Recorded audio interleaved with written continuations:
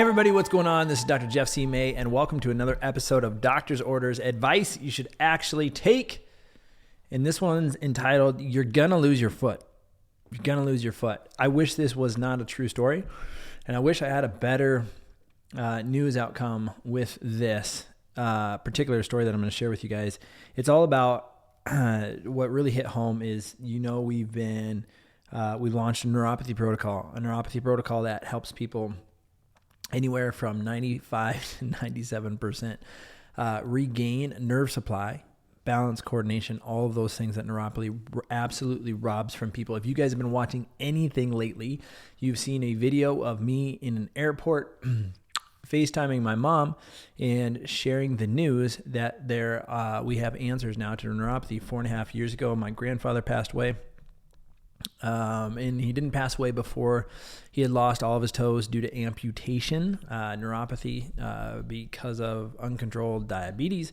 And eventually they amputated from the right knee all the way down. So I got to watch my grandfather go through a process of depression and very emasculating thing when you can't walk and you lose your body parts. And so I wouldn't want that on anybody. So flash forward, we are doing neuropathy seminars here in the office and seeing people that have had no hope. Because here's the thing, in the neuropathy world, here's what they tell you: double your dose, triple your dose of medications, learn to live with it, and then we'll cut something off. That is the best. That is it. Learn to live with it. And unfortunately, because of that, people usually learn to live with it as much as they can, but it's no life at all. It's no quality of life. It's not a life you'd wish on your enemy. And so we got to see a bunch more people in today start that process to figure out if we can help them or not. But if we can help them, they're going to be in that 90% range. And so interestingly enough, we had an individual, and I'm going to try and leave out as many details as I can, not to, I don't know, I hesitate a little bit to share the story, but I'm going to share the story because it's going to help somebody somewhere. And here's the thing. We had a patient, and they committed to their program. Wrote a check. It wasn't a money thing. It wasn't anything like that. And yet, because this individual was afraid that they wouldn't follow through, which is 90% home protocols. So we're talking using time that they have unlimited time. Okay, they're retired.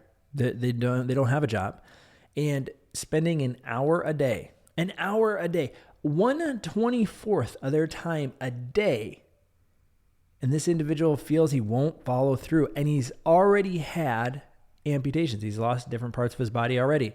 They may be minute, they may be small at this point, but this man will outlive most of his body parts. And what I mean by that is there's going to be body parts that die, and he's going to lose a foot. He's going to lose a foot based on everything that we're looking at. And I'm scratching my head on this one. Please share with me this. I don't have answers.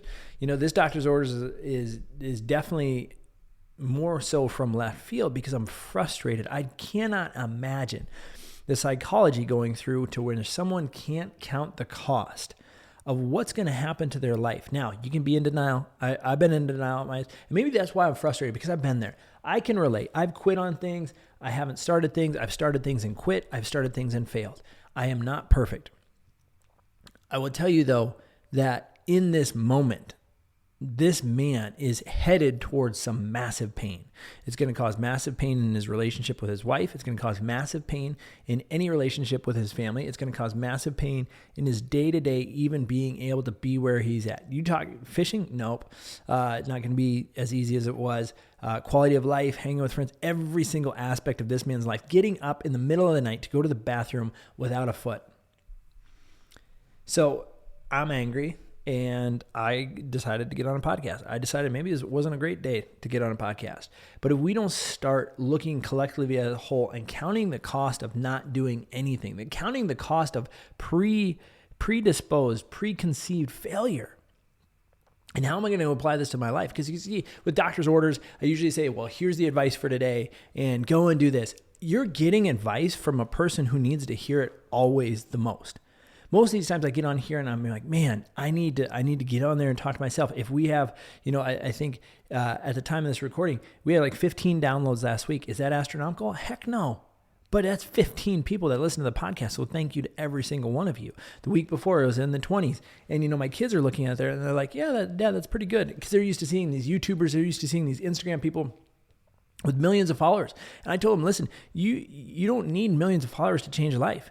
It's so easy to change one life. And then we roll into Monday and we get the phone call that this guy's quitting before he started. The check's been written, all these things, and he doesn't realize the pain that's coming. And yet I realize it's because we're really good at quitting. A lot of times society has made it so easy that we can just quit. We can quit. We don't need to follow through. And I'm going to challenge you guys in this one, like quit quitting on yourself. Like quitting is a pretty selfish thing to do. It really, really is. Now, there's some things, obviously, you should quit. If you're smoking out there, you should quit. If you're eating a donut every morning, you should quit. I get that. That's not what I'm talking about. I'm talking about the fact of the matter that there's a cost. There's a cost to doing nothing. And if we were to calculate the cost, so I don't know what a foot value is. Like literally a foot. If you could go to the store and buy a foot, right or left, doesn't matter. They're equally priced. But pick out a foot, one that's the same size as your other foot. But if you didn't have a foot and physically you had to buy a foot, maybe the closest thing we have is a prosthetic. How much does a prosthetic foot cost? I should have looked that up before jumping on the podcast. But somebody on here, look that up, send that into the show. But a prosthetic foot has a value. What about a real foot? What about the foot you were given at birth? Or as God created you in the womb and all these other things. What is the foot value? Because if we were to calculate that cost, I guarantee it pales. It so pales in comparison to the cost of the program, for sure.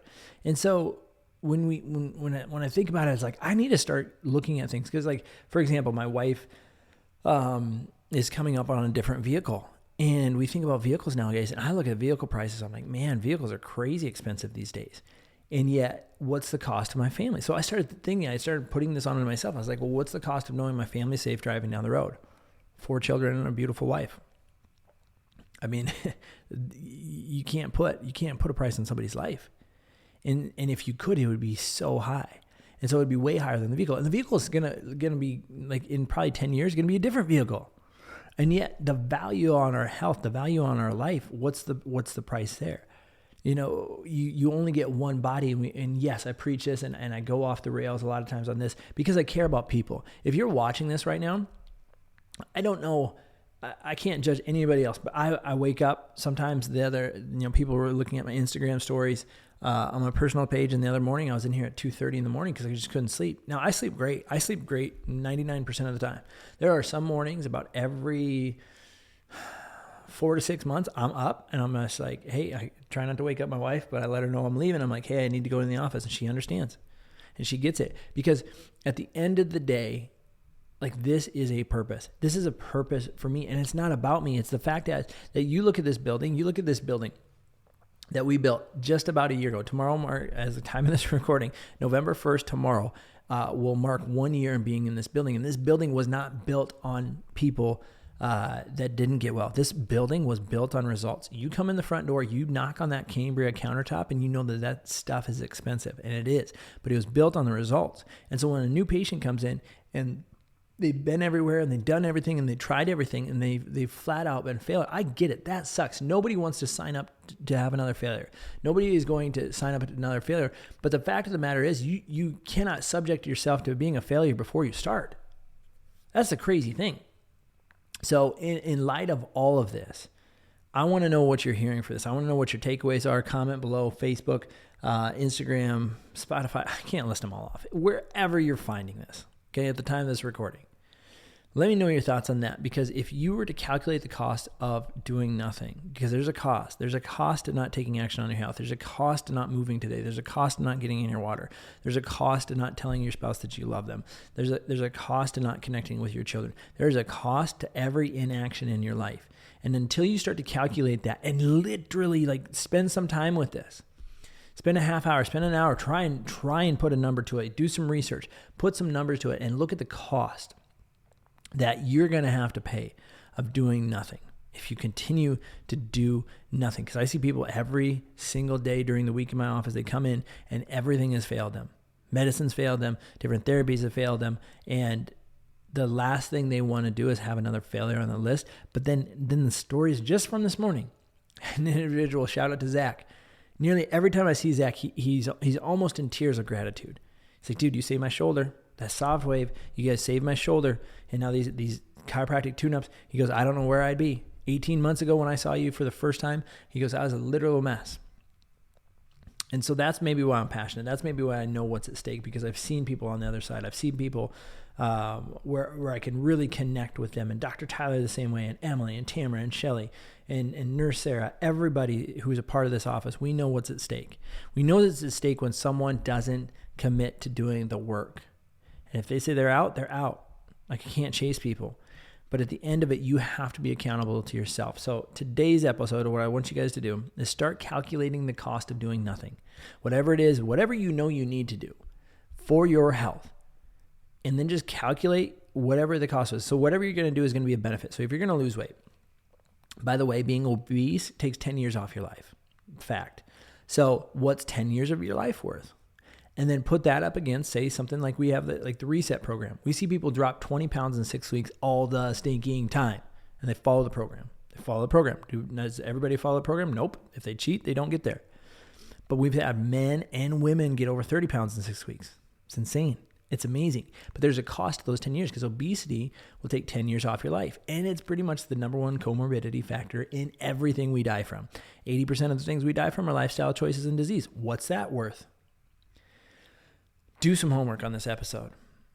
It's so important. Those are your doctor's orders. Thanks for listening.